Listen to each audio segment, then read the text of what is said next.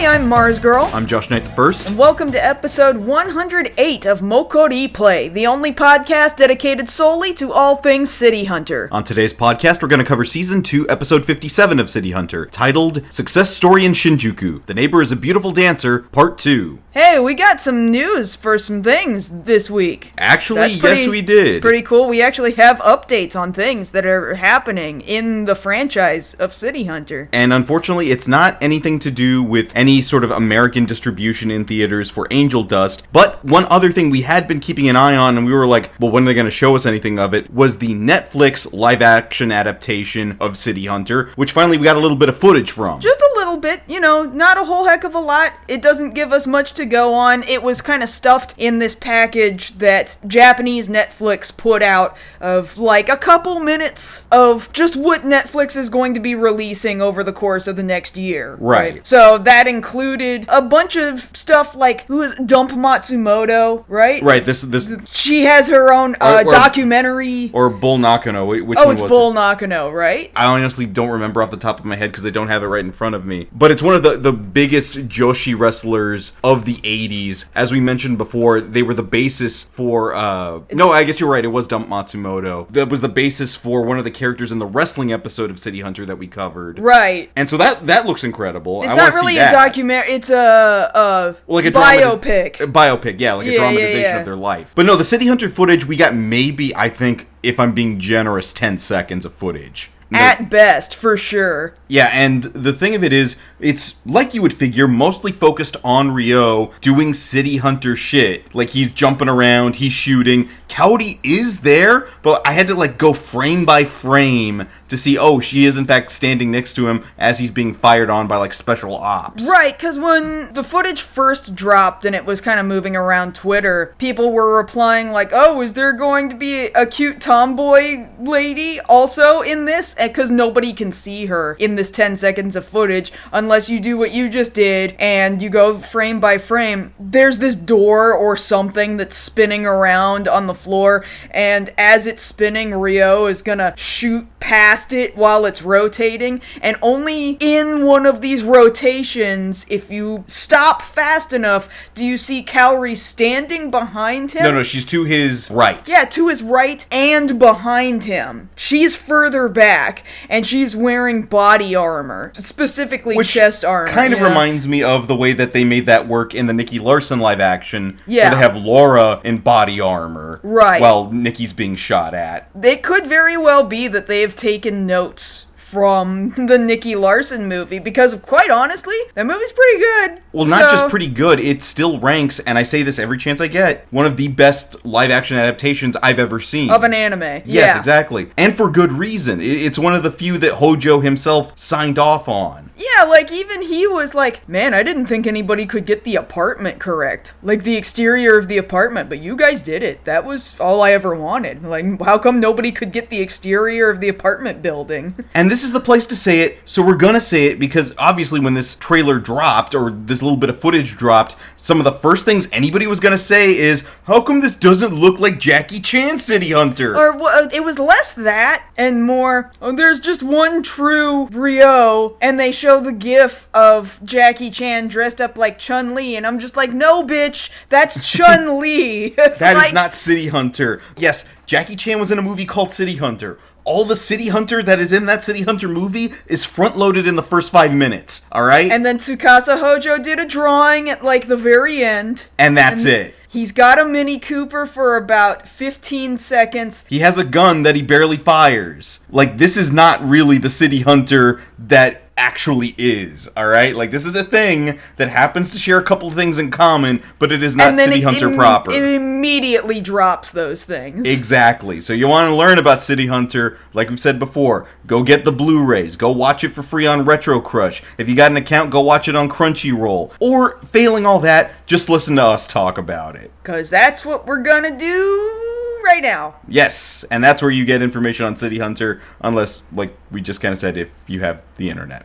footage. We're saying there's not an excuse for you not to know anymore. We're on the internet right now, Josh. Right now. Right now. Unless somebody handed this MP3 to you on a flash drive, then we're not on the internet. No, it's like those guys on Hollywood Boulevard that are handing out CDs. Somebody burned our podcast onto CD. No, nobody is burning this podcast onto a compact disc, sir. Nobody is going to make money off it. We certainly aren't. You know what? We need to make MokkoriPlay mixtapes on physical cassette tapes. You want to go to cassette? I want to go to cassette tapes, yeah. Wow, okay. Yeah. You really want to get that 80s aesthetic going. Oh my god, that sounds perfect. We should absolutely do that now. What? Yes. You actually want us to put some of this on cassette? I wasn't actually thinking about the aesthetic. I was thinking about how unreasonable it was.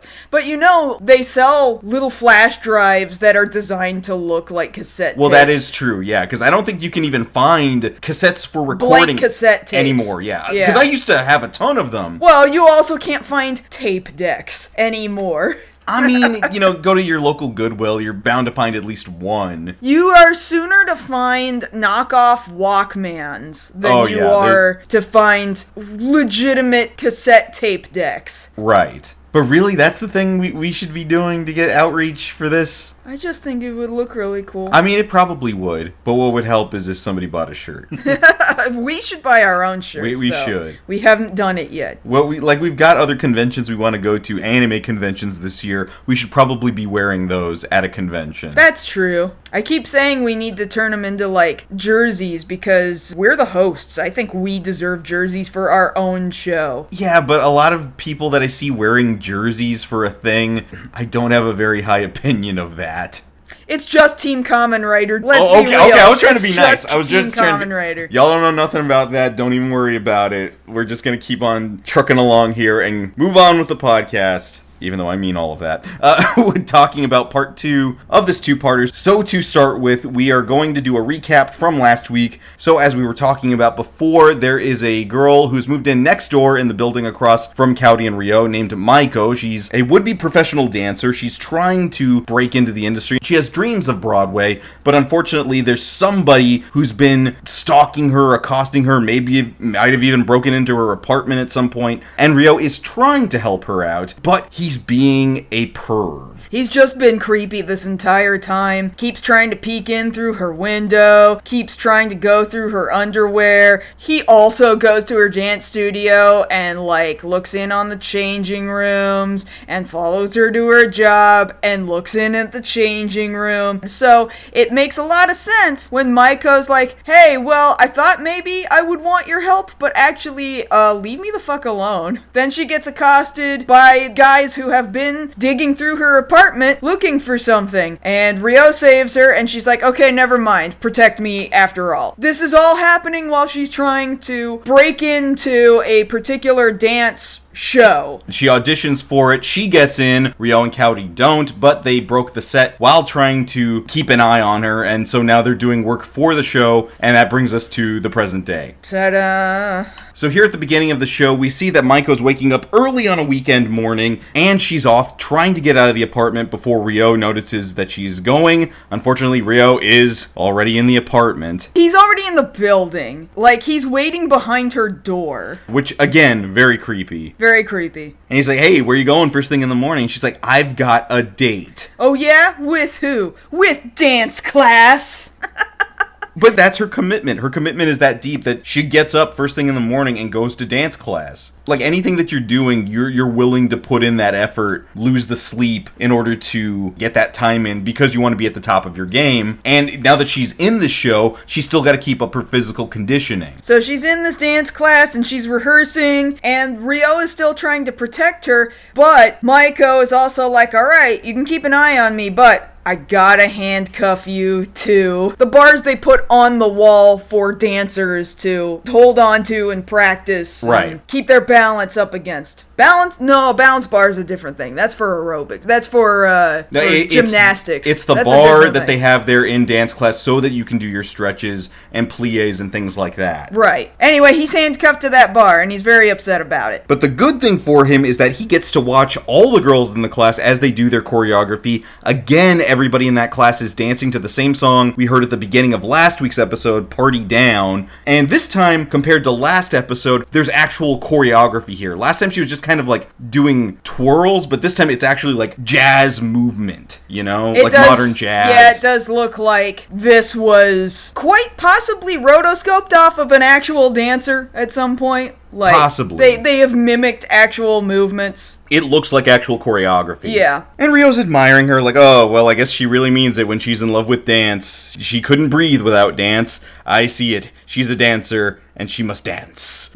Now, while he's, handcuffed right here, and mind you, he's hypothesizing that Cowdy was the one to give Maiko the handcuffs that he is currently handcuffed with. The two guys, well, now we know there's a second guy. Two guys were watching Maiko as she was coming in to the dance studio this morning. One was the big guy who tried to chloroform her last episode, and there's this other guy in like a blazer and a tie. We never learn the name of the guy in this suit and blazer. We don't learn either of these guys' right? names. We never learn their names. It's just Big Thug, Little Thug. Dead, but still thugs. Okay, that's a very specific reference. That's Castle Shikigami too. I'm sorry. That was unnecessary. But here, these two guys are like, all right, we're trying to find something that we know this girl has. So now that everybody's off dancing right now, we can go check out the locker room. So once dance practice is over, all the girls go back to their locker rooms, and the whole place has been trashed. Every locker has been opened, everything in the lockers are on the floor. And everybody's very upset about this, but Rio has noticed, no, Maiko's locker is more trashed than everybody else's,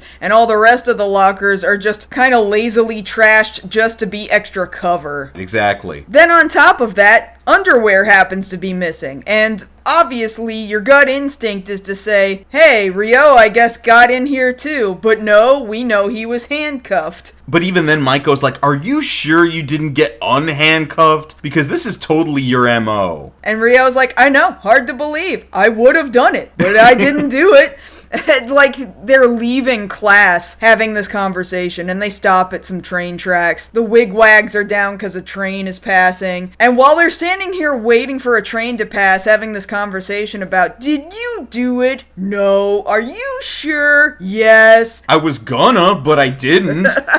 But then, little guy in the suit, little punk in the suit, is like, hey, I'm gonna stick something in his pocket. So he reverse pickpockets Rio, and of course this guy's bad at it, so Rio picks up on it real quick, like, hey, who stuck their hand in my pocket? What did he put there? Like, I don't know why he didn't immediately chase this guy, honestly. If it were me, I'd have been like, yo, dude, what's up with this? And he reaches into his pocket after the guy has already turned around and walked away. Sure enough, underwear. Because these guys took underwear with the intention of pinning it on Rio. Which, I mean, to be fair, he's a good scapegoat right now. Nobody likes him in there right now. Well, yeah, and it's also the thing of it that Rio has such a reputation with everybody in Shinjuku that even though he was clearly handcuffed and invisible range, people still believe, no, you did it. We don't know how you did it, but you did it. You took this underwear. And sure enough, Rio pulls this underwear out. And he's like, hey, how'd this underwear get here? And Maiko's just like, so it was you. Give them back. You took them. And he's like, no, I didn't. It was that guy. And she's just not even listening to him. Because, of course, why would you, like, you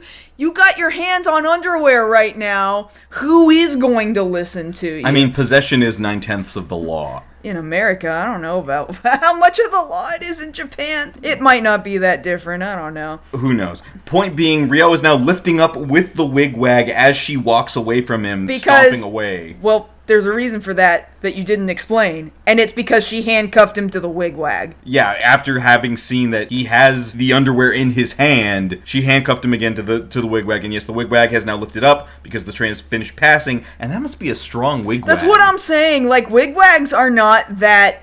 what is the word I'm looking for? Durable? Well, strong, yeah. Like, they're thin plastic or maybe PVC, maybe. Sometimes metal, but it's not heavy metal. No, because they need to be light so that the device on one side of the whole ass road can lift the whole thing up. And Rio's going up with it, and it's just like, how is he not, like, sliding back down the wigwag? Well, because it's got the tiny little chains on it, so he's probably caught on one of those. He might be, but he's stuck all the way up at the top. But you gotta think about this, though. Rio is like 6'2", if I'm not mistaken. Is he that tall? Yeah, because we saw it in the guides that we bought. He's a tall dude. Oh, okay. Yeah, I believe you.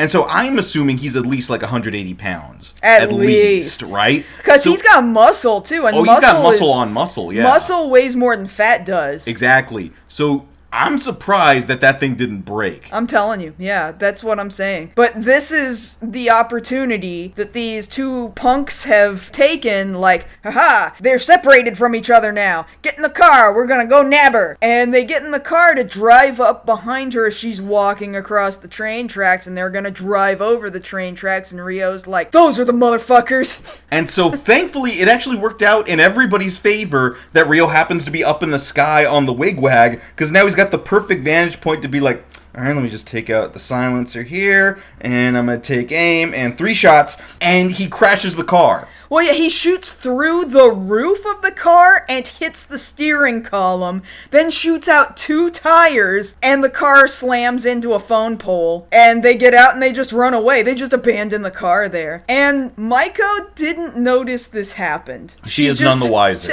She just was not paying attention to a whole-ass car accident that happened immediately behind her to the right. And she's just there walking down the street thinking about, well, today could have been worse, but at least I've got my underwear back. Thanks, little girl charm. Little girl charm, yeah. We saw that last episode, too. Yeah. Yeah, like, maybe it's important. Maybe we should focus on it some more. Anyway. So we're back at the theater again the next day, and Maiko's trying to go over this with Kaori. And you had pointed this out to me, that the way that Kaori is seated there, which I've done personally, you know, in between rehearsals, it's one of those auditorium folding seats, but she's not sitting on it completely with all of her weight dropping the seat. She's like on the seat. That's upright, as it's seated upright. So she's on the edge of the seat as it's sitting up. And bracing her foot against the chair in front of her. Yeah, so the anime has directly mimicked a panel out of the manga where her leg is up and the camera can see right under her knee, and you get Maiko's face right under her knee. And the same framing, yeah. And Kaori just looks real cool. She's real relaxed, yeah. She looks real attractive drawn that way for some reason. I would agree, yes. Yeah. And again, having to point out, she's wearing the good jacket. She is. But Maiko's having this conversation with Kaori, like, and he took the underwear. Can you believe that?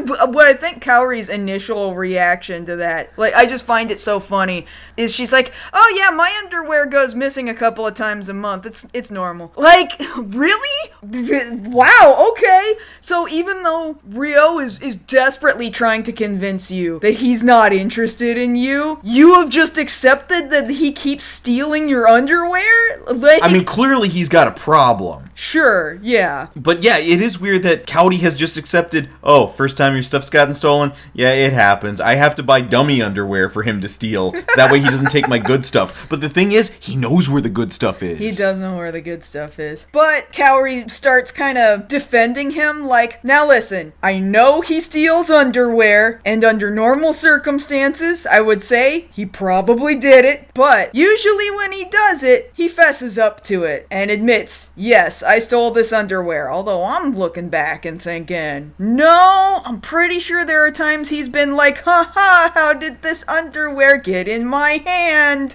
And he tries to play it off, but Kaori is really convinced, no, he's a perv, but he's not that bad of a perv. Like, he's got a limit. It's more that he'll put it on Front Street more often than not. Sure. Yeah, I took these. Yeah, I did it. Oops, you caught me. Is more the way Rio operates. It's a little more like that, yeah. And so it'd be weird for him to make up a silly excuse, like, hey, somebody put that there, when more often than not it'd be like, oh, how'd those get there? He wouldn't actually try to make up an excuse. He wouldn't try to pin it on somebody else. Right, exactly. Yeah, that's true. Although, he kind of goes and ruins Kaori's entire defense of him. But the thing is, before that happens, for the first time we've ever heard her vocalize this, she tells Maiko that more often than not, he's a pervert, but he's a pervert on purpose. That's true, yeah. She does mention, 90% of the time, him being a perv really is just him being a perv. Yeah, but that's the him. other 10 or less % of the time, he's doing it on purpose to try to throw somebody off. So if he says he didn't do it, I actually kind of believe that he didn't do it. So she knows that that's how he acts, and we have gotten that impression a number of times throughout the series as well. This is just the first time, though, that Cowdy has said she knows that's what it is, which makes me believe that their whole relationship still is like a song and dance that they are just happy doing with each other, because she knows more often than not, if he's doing it in a certain circumstance, there's some other bigger reason for it. That's true. Which means, to a certain extent, she likes hitting him. He likes getting hit, too. I'm telling you. Well, yeah, it's a thing. They both mutually agreed to this exchange between the two of them. That's their flirting, for lack of a better way of putting it.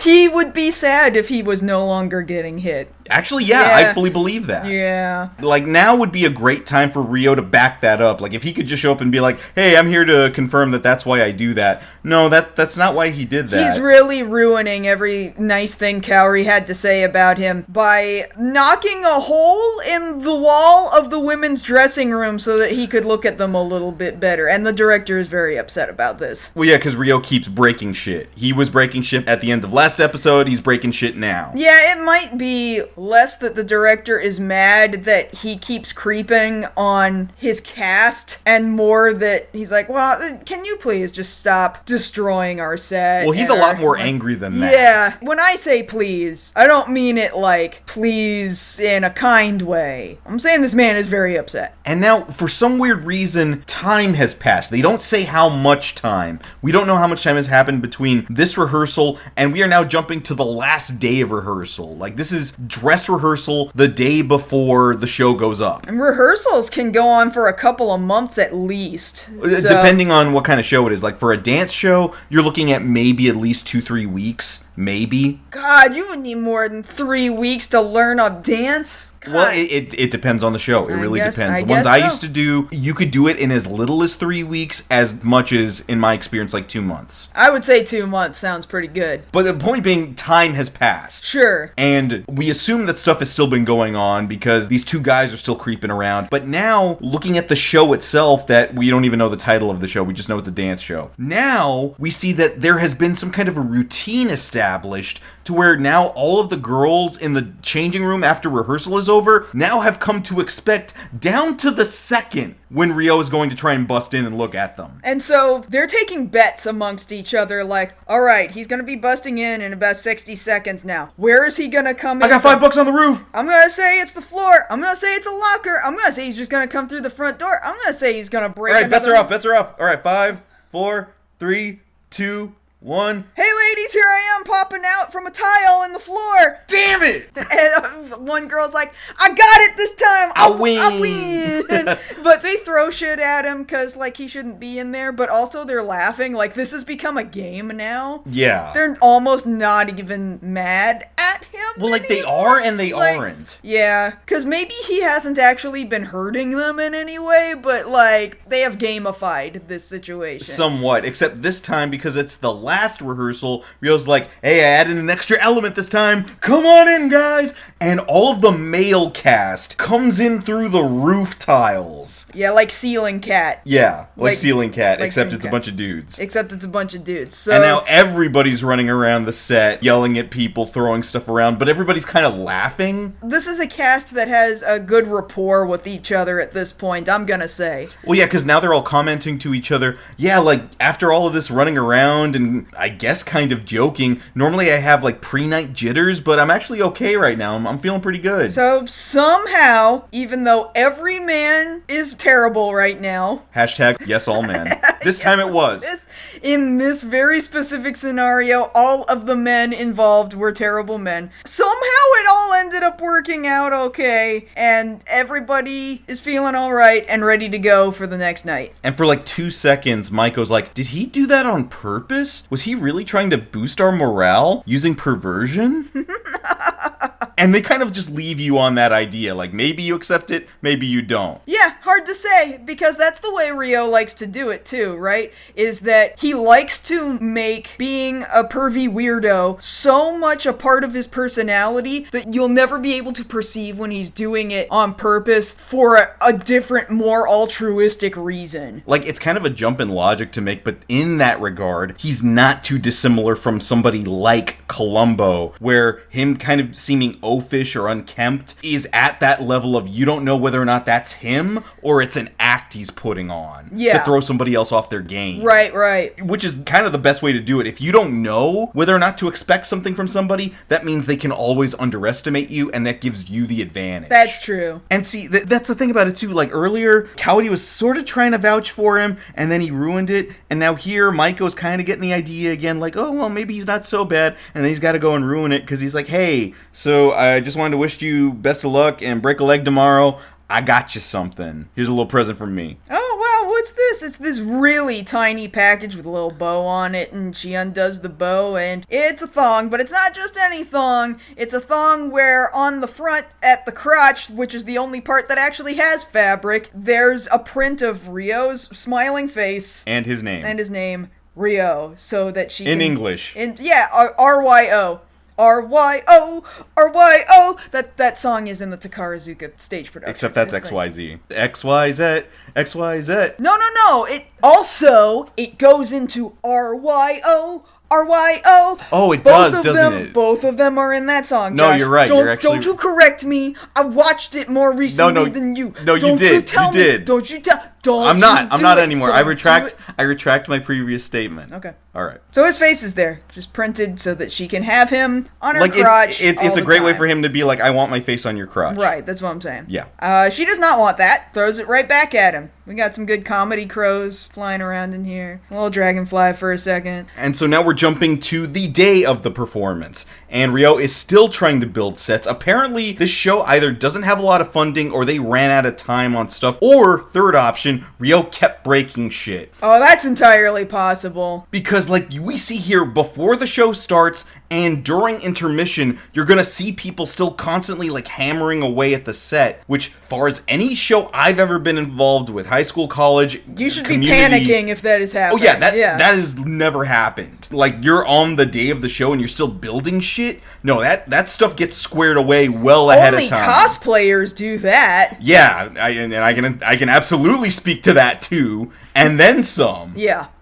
And they're still building on the day. Like, that's a hazard, especially if you've got dancing going on. Yeah. And choreography. You don't want loose screws. You don't want wet paint. You don't want nails sticking out of places. That just wouldn't happen. And Kaori's over here like, hey, how long are we going to keep doing this? Rio's like, as long as it takes until the people who are after Maiko finally poke their heads out. And that's probably going to be soon. I got a feeling. And so to that end, Maiko is there in the back trying to get herself psyched up. She's now in costume, same as all of the other chorus girls. She's kind of dressed like, think Zatanna from DC Comics, but like white instead of black. Mm-hmm. You know, very chorus girl look. Right. And she's there trying to like get hyped up and like, all right, little doll, give me the juice. I need the juice. I need to be able to believe that I can do it tonight. But for some reason, the doll ain't working. I don't feel any better. And Rio's like, oh, your doll's not working. Here, let me take a look at it real quick. So he's looked at it and he kind of turns it around in his hand. And you can tell at this point he knows something, but he also needs to play it off. So he needs to look up the little doll's dress and see, oh, the doll also wears white underwear. And so he's being a creep with this doll, but you can just tell at this point, this is deliberate. He needs to be weird about this so that nobody thinks, oh, I know something about this. And Kaori just sort of appears out of nowhere, and she's ready to hit him. Like, you're gonna be a pervert with a little doll? Like, what the hell's wrong with you? But this makes Maiko laugh a little bit. And she's like, okay, thanks, I needed that. I needed the stress relief of seeing you guys threaten violence. That's great. And so the show starts. It gets started, and before Rio gives back the doll, he asks, hey, just quick question, where did you get the doll? Do you remember that? And she's like, oh yeah, no, I found it when I moved into the apartment. It was just like in there, so, I kept it on me, and then I went to my audition for this show with it, and I got the part, and so I was like, hey, this is a good little talisman, I'm just gonna keep it on me, and Rio's just like, fascinating. But then the buzzer goes off, signifying that the show is about to start, and he's like, alright, Brickle, get out there. So the show starts, and she starts dancing, and she's dancing all good and shit. I mean, yeah, she's doing a good job, but funny enough, the two guys, Big Thug and Little Thug, are in the audience. They bought tickets to watch this show. And Big Guy's like, why we gotta watch the Goyles dance? And Little Guy's like, just give it time. We know she's got the doll. We just gotta figure out where she's hiding it. And then he realizes, for some reason, it has slipped through wardrobe that she's just allowed to wear the doll around her neck. Well, yeah, because she kind of like tucked it into the front of her costume. But it comes out and like it's flopping around while she's dancing, and he's like, that's where she's been hiding it. And I'm like, she's not hiding it, she just has it. And Little Thug's like, alright, we're gonna get it during intermission. And so they wait for her. They go backstage and they wait for her. And in between, she's like, okay, well, I've got my specific number, but it's not till towards the end of Act 2, so I'm gonna just be back here chilling behind the scenery, which I've done. I've done it. We all do it. Anybody who's done theater, live theater, some of the best times you have is just chilling out behind the scenery. You're only really supposed to be in the wings or in green room. Yes. Nah, if you get the chance, you go and you chill just barely backstage. Yeah, hiding under a scenery bit, under a box, things like that, chilling with the techies. We had a whole ass couch behind we did too. behind the scenes. Because what our thing was we had the stage and then we had the loading dock. Yeah. They were right next to each other. We had the bus ramp was the loading dock. The bus ramp led into the backstage, led to the stage, the wings. Yeah. And in on the loading dock where it had a garage shutter. Oh, yeah. That's where we had the couch. That's where everybody wanted to hang out because it still had the good cushioning. Oh. Because all of our we other didn't have that. Yeah, we had were thankful to have couches. that. The techies from years gone by in front of us had kept good care of this couch. But that's besides the point. So she goes back there into the scenery to try and like chill out for a bit, and then dudes accost her again. Yeah, so there's a very slight difference here in the manga when the two dudes accost her, trying to just kind of wrangle her and shut her up to get this doll. When they first lunge at her backstage, in the manga, she actually manages to rack the big guy that is going after her. And he lets go for a second because he's trying to grab his balls because he's wincing in pain. And she almost makes it out from backstage, but just before she can kind of peek out, he has recovered and he's grabbed her again. And this is where it kind of just goes and mimics the anime mimics the manga, really. He has grabbed her, put his hand over her mouth, and shoved her against the wall, and they're looking for this doll. Now, mind you, right before this, Rio had seen her heading back towards the wings, towards the scenery, and been like, hey, good job, kind of patted her real quick. Right. And sent her on her way. Now that she's back here, stuck with these two guys, they grab whatever is around her neck and pull it off, yank it off, like, we finally got it. So it's supposed to be the doll, because that's what she was wearing. But when they look down at it, it's Rio's face over like a Super Mario body, like he's in blue overalls, red overalls, shirt. Yeah. But there's a noticeable difference here, like between the anime and the manga. Again, this is one of the few differences between this manga chapter and this anime episode, right? It's still a doll. It's still drawn almost exactly the same. It's still the same overalls. But the overalls have a boner. The doll in the manga is a little Rio doll with a boner. Which, I mean, it just sort of impresses further, like, haha, gotcha, because he's really pulled one over on these guys. It's just a big old joke. And sure enough, here comes Rio. Oh, you're looking for the little doll? I got it right here, yeah. The anime and the manga go in slightly different directions here for about 2 seconds. And the guys are like really pissed, like, hey, she doesn't have it, he's got it right over there. And of course, they're really mad at him. In the manga, the first thing he has decided to do is go, oh, you want this? Well, go and get it, or say goodbye to your doll.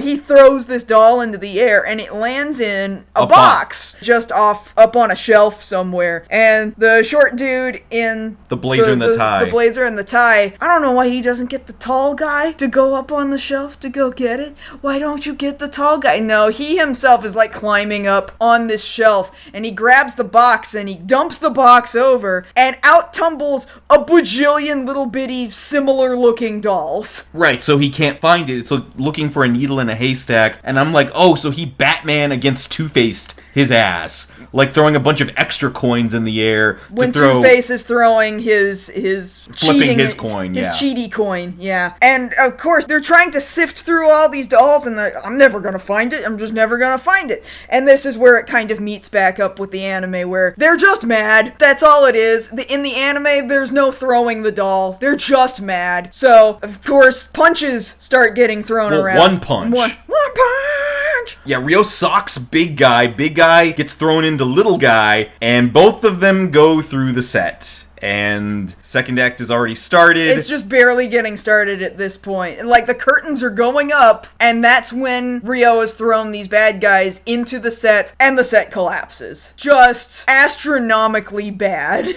Like, the play goes wrong, but it's the whole play. Yeah. Not a little bit of the play, the whole thing. The play is gone. The show is over. I assume they had to administer refunds. It's the next day, and we find out, yeah, so they kind of blamed Maiko for all this, and she got fired. That's some bullshit. Yeah, like, it wasn't her fault. She got assaulted. I mean, clearly the director didn't care that much about assault, because he let Ryo stick around. He literally only cared about the set. He only cared whether or not the show got off the ground. He didn't care who was getting assaulted, just who was ruining the play. But, on the other hand, the one thing we did discover is that Ryo shows the audience what was actually so important about her little doll. The doll had a diamond in it. A big-ass diamond. A really, really large diamond. And I'm sitting here going, why do you still have that diamond? Well, I guess there's an explanation coming up in a little bit for why he does not immediately give this diamond back to whoever it belongs to. Because he knows who. Yeah, so these guys had stolen this diamond from somebody at some point recently, and they had taken a whole lot of heat, and they hid it in this abandoned ghost zombie apartment that nobody was trying to rent out because it's a ghost zombie apartment and everybody's scared of it, except one person finally rented it out, and it was Mayako, and they were coming back around trying to get their little doll with a diamond in it back, but Mayako had already found it and was just carrying it around, none the wiser that there was a diamond inside this little doll. But now Ryo's like, well, we found out that the diamond is here. I know who the diamond belongs to. I'm gonna give it back to him. I'm gonna contact the dude. But Maiko's still big mad at me. If only there was some way I could fix both of these in one broad stroke. And then he thinks of a way of doing it. But we don't figure out what that is for like a second. We cut to Maiko, who's like, well then, forget it. I guess I'm just going to quit dance. Which I can kind of understand, because Ryo just, like, ruined her whole life. She's like, oh, well, if I got fired from something this big, who will ever hire me? Knock, knock, it's somebody who wants to hire you. And, like, somebody's at the front door. Very convenient. This older gentleman is at the front door, and is like, hey, I'm this guy from this Zaibatsu. From this conglomerate. So he's very rich, he owns a lot of shit, and also he really likes dance, and also, I guess he does shit in New York. He must own some shit in New York as well. Like, he's got overseas interests. Yeah. And he's like, hey, so I caught your dance, at least the half of it that happened. I think you got talent. I either own or I know a dance troupe in New York on Broadway. I want you to join up. It's very convenient that she went straight from, I just got fired in one of the first things I got cast into, I'm going to Broadway. It's very convenient. And she's like, I mean, yeah, okay. It's kind of weird. Are you sure you want me? And he's like, I mean, yeah, I really was impressed with what little of you I saw, I guess. So, you pack your bags, we're going to New York, baby! And so we're at the airport now. And she's getting ready to take off. And she's in this, like, M&M's lime green dress. And she's, like, there looking around because she's assuming somebody's going to come say goodbye to her. This guy from the Zaibatsu's there. And he's like, hey, who are you looking for? Could it be Mr. Saiba? Why? No! I mean, how do you know him? Well, because he told me me, there was a diamond in your doll. Hey, guess what? The diamond belonged to me. Oh, wow, how about that? So wait, you want me to go to New York not because you actually liked anything I did, but because you're doing a favor to Rio? Well, yes and no, because two things happened. One, Rio returned the diamond to me, which, good, it was my diamond. But in lieu of payment, he told me to take care of you because of what had happened and the result of somebody trying to get the diamond back from you. But what he didn't know is that me personally, as a patron of the arts, I already really liked your dance, and I was already trying to figure out who you were. Oh, wow, that's really convenient. That's so convenient. And then they get on a plane and... there it goes. On Sunrise Airlines. It's Airlines. It's because, man, they fix it in one shot to say airlines. And several episodes back, like somewhere earlier in the beginning of this season, they had that takeoff shot that they keep reusing, and they fixed it to say Sunrise Airlines. But now this time, they went back to Sunrise Airlines. They went deeper back into their animation files, and they were just like, we need the shot of the plane. Just give me whatever shot of the plane. And they put the misspelled one on screen instead of the correctly spelled one. And Maiko's looking out the window as they're flying off, leaving Japan for New York, which is an incredibly long flight. Yeah. And she's like, oh my god, I'm so thankful that I got the doll back, and I realized what you did for me, Rio. I'll come back to you one day. Uh-huh, sure you will. And we never heard from Maiko again. Just like all these other women. God... does Rio have his own... because he's actually there. He and Kaori are both actually there, and they just don't say goodbye to her. Which they've done. They've done that multiple times at this point. They're just there on the roof of, like, the parking garage or whatever. Who, like, wastes all this time? It's not super close to Shinjuku. No, it's not. It's Narita, like an hour away. Because this is Narita, right? But sure, it's like an hour away by train. It might be a little closer by car. Okay, if you're just going directly it's basically still an hour away. It's still pretty... I would not get in my car for like 45 minutes just to go to the airport and look at somebody leave without telling them goodbye. And then turn around and go back home. I would not do that. Kaylin, he is literally doing it for the vibes. And he does it so often, Josh. Well, like, that's how many episodes end on a plane taking off? How many... We should have counted. We should have been counting this whole time. Well, we can go back and fix that. We can do that. We're gonna need to... actually, it would probably be pretty easy, because all you gotta do... is jump to the end of the episode. Jump to the end of each episode on a streaming platform. Just kind of hover the mouse around, and there's an airplane. Okay. But it's like, do they have like a parking pass for Tokyo International Airport? Is that what's going on? They might. Like, they show up so often. Does the guy at the front gate be like, oh, it's the red mini again. All right, let them through. They're only going to be here so long. I don't know. They could have at least said goodbye. Waste of 45 minutes. And in one direction. An hour and a half, yeah, if you add both directions. It's like, if you're going out that far, does Cowdy, like, tell him, hey, so we came out to the airport again. Can we go to that good ramen that's around the airport? Like, there's got to be another reason for going out there just for a couple of minutes to just vibe and look cool on the roof of the airport. Because Narita is built around farmlands. And it's 89. There's not anything good. There's nothing there. There's nothing around the airport. So what else? Like, he must be into the vibes that much. Like, he thinks he's so cool. Not saying goodbye. Or he was just like, man, I love driving my Mini Cooper. I'm just gonna go. I guess, but like that's a stretch even for me. Anyway, the episode's over. That was it.